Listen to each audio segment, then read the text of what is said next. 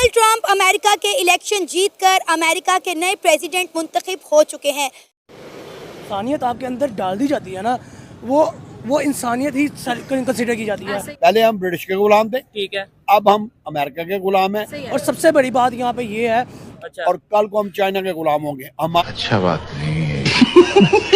BJP और जो हिंदुत्व और मोदी की पॉलिसीज है उसी का नतीजा है। ये ट्रम्प बना अमेरिका का प्रेसिडेंट। पाकिस्तान में क्या ऐसा बना हुआ है कि भाई ट्रम्प आ गया, वो पाकिस्तान में तो नहीं प्रेसिडेंट बने।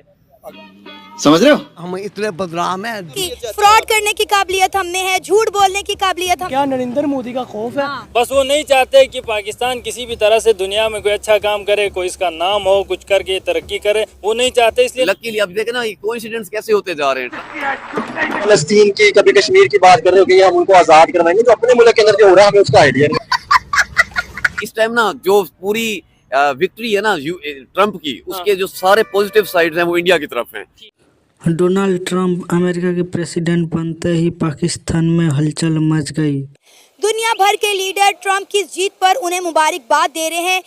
पाकिस्तान बर्बाद की कगार पर खड़ा है। हम जैसा गरीब मुल्क, ये कि क्या नरेंद्र मोदी का खौफ है? पूरे पाकिस्तान में डोनाल्ड ट्रंप के नारे गूंज रहा है ताकि अमेरिका पाकिस्तानियों को भीख में कुछ चिल्लर पैसा दे सके। गजब बेइज्जती है। ताकि फिर से पाकिस्तान एटम बम बना सके। आपकी इंसानियत आपके अंदर डाल दी जाती है ना, वो इंसानियत ही कंसिडर की जाती है। और सबसे बड़ी बात यहाँ पे ये है कि आपके मुल्क की माइनॉरिटीज हैं। पहले हम ब्रिटिश के गुलाम थे, ठीक है, अब हम अमेरिका के गुलाम हैं। अच्छा, और कल को हम चाइना के गुलाम होंगे। हमारी जो अपनी आइडेंटिटी है वो किधर गई? आप अपने माइनॉरिटीज को रिस्पेक्ट नहीं दोगे तो आपके मुल्क में क्या इन्वेस्टमेंट होगी? आपके मुल्क में क्या ऐसी चीजें, आपके बाहर से इन्वेस्टर्स आएंगे, आपके मुल्क के अंदर इंडस्ट्रियाँ कैसे लगेंगी? 1947 में जिनसे अलग हुए थे, क्या आज वो भी गुलाम है? मतलब सवाल तो ये है। एक साइड पे रशिया के प्रेसिडेंट पुतिन, ये भी आज की स्टेटमेंट है, वो ये कह रहे हैं इंडिया को ग्लोबल लीडर्स में अपनी एक मतलब ये जगह देनी चाहिए ताकि अब इंडिया भी अपने फैसले कर सके और दुनिया के फैसलों में इन्वॉल्व हो सके। समझ रहे हो? आज पुतिन बात कर रहे हैं कि इंडिया को आप स्पेस दें, ग्लोबल इंडिया को आप प्रमोट करें।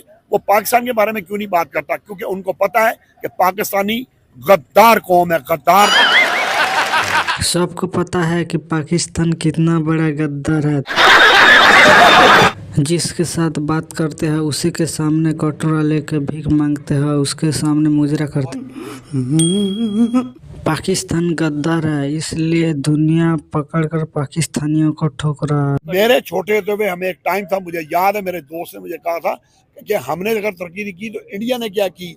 आज वो मुझसे अगर ये सवाल करे कि हमने तरक्की नहीं की तो मैं उसको ये तो जवाब देने के काबिल होगा कि इंडिया ने तो की है। हमने क्या की है? हम तो 70s के बाद उधर ही खड़े हुए हैं। बजाय दुनिया आगे जा रही है 21st सेंचुरी में, हम 15th सेंचुरी में जा रहे हैं। उसकी वजह करप्शन। पाकिस्तान में जो ये दहशतगर्द लोग है, ये दहशतगर्द का कोई मजहब ही नहीं है। कोई ईमान है जो कि मुसलमान लोगों को शहीद करते हैं और बेगुनाह लोगों को, बच्चों को शहीद करते हैं। कर्जे पे कर्जे हम लेते हैं हमेशा, जो भी गवर्नमेंट आती है, ठीक है, 2-2, 3-3, 4-4 दफा कर्जा लिया जाता है। अभी चाइना से फिर 2 बिलियन का मतलब कर्जा लिया जा रहा है। तो आप मुझे ये बताएं, हमेशा कर्जा लेते हैं, फिर जो मतलब जिससे कर्जा लेते हैं वो अपना फिर रेट लगाता है, टैक्सेस भी बढ़ते हैं, अभी पेट्रोल भी बढ़ रहा है। तो क्या समझते हैं? एक तरफ मैं एक मिसाल इनको दे रहा था कि हिंदुस्तान ने 1992 में मनमोहन सिंह ने जैसे कर्जा लिया था, ठीक है, आज उनको दोबारा कर्जे की जरूरत नहीं पड़ी। बांग्लादेश ने बात की जाए तो उन्होंने अपने बल पे जब आए, उन्होंने वर्ल्ड बैंक से कर्जा मांगा, नहीं दिया, उन्होंने अपने तौर तरक्की की। तो हम क्यों देख के सीखते रहे, क्यों तरक्की नहीं करे, हमेशा कर्जों के ऊपर ही रहते हैं? जब बहुत बड़ा फर्क है इंडिया और पाकिस्तान। ठीक हो गया। इंडिया के जो स्टेक्स हैं बहुत हाई है, वो जो पैसे का वॉल्यूम है, क्योंकि दुनिया में बिजनेस चल रहा है। ठीक है, बिल्कुल जाहिर बात है। इसमें कोई लाइक्स और डिसलाइक्स नहीं है, इसमें सिर्फ आपके जो फायदा देखा जाता है। 76 सालों से हमारे मुल्क के अंदर यही है कि जब भी इलेक्शन होते हैं हम आपस में लड़ते हैं कि उसने धांधली कर दी या उसने धांधली कर दी। तो हम अपने सिस्टम को एडवांस क्यों नहीं करते? हमारे जितने भी सियासतदान हैं मुल्क का क्यों नहीं सोचते? इस समय जो मुल्क के हालात हो चुके हैं, मुल्क का इन्होंने कुछ नहीं सोचा। ये मरियम कहते हैं, अब मरियम भी आ रही हुई है। अच्छा, मरियम जीती नहीं है, ये जिताया गया, इनको जिताया गया।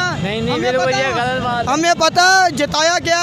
ये 15 सीटें नहीं जीत, 6 सीटें नहीं जीती। अच्छा। ये इधर शेखपुर में चले जाएं, इधर भी इन्होंने ऐसे किया। रियाना डार के साथ क्या किया? 50,000 की लीड से रियाना डार जीती थी। अब मुझे ये बताएं, अब मुल्क बेहतर कैसे हो सकता है? कहा ये जा रहा है कि चाइना से हम फिर कर्जा लेने लगे हैं, ठीक है, जब भी किसी मुल्क से कर्जा लेते हैं तो वो अपनी मर्जी से, ठीक है, हमसे जो भी है मतलब मुआवजा वापस लेता है, ठीक है। तो मुल्क ज़्यादा से ज़्यादा महंगा से महंगाई होती जा रही है कि पेट्रोल फिर सुना जा रहा है महंगा होगा। जब पेट्रोल महंगा होता है तो चीज़ें महंगी होती हैं, तो हम बाकी मुल्कों के साथ तल्लुकात क्यों नहीं अच्छे करते?